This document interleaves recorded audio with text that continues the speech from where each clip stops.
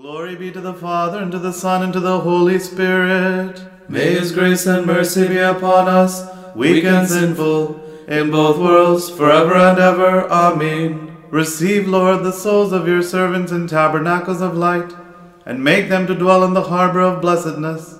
Give them rest in the glorious bosom of the patriarchs, Abraham, Isaac, and Jacob, that on the great day of your glorious manifestation we may stand with them at your right hand, and offer fitting praise to you, and to your Father, and to your Holy Spirit, now and always, forever and ever.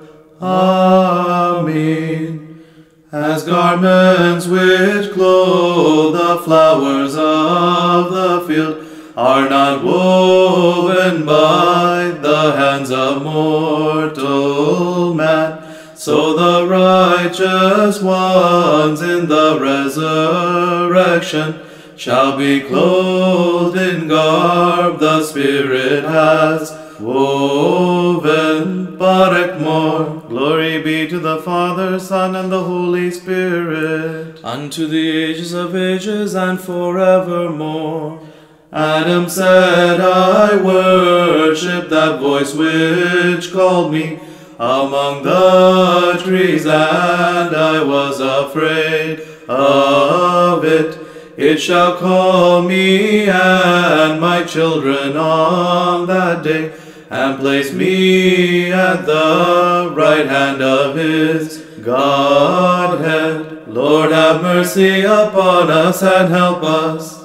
Renew your creatures by the resurrection, your worshippers who have slept in your hope.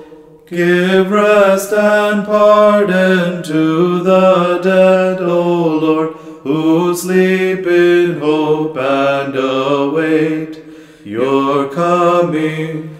Lord, with Abraham, Isaac, and Jacob, make your servants rest, those who sleep in hope. Their bodies and souls shall cry together, blessed is he who will come and raise the dead. Alternatively, the prose can be read. O merciful Lord, renew your creation at the resurrection. Absolve and grant rest to those in the grave, your servants and worshippers who have slept in your hope and await your coming. O heavenly King, multiply forgiveness to the faithful departed, and make them dwell in the bosom of Abraham, Isaac, and Jacob. Glory to Christ, who calls the dead, and they rise without corruption and sing praise. Their bodies and souls shall cry together.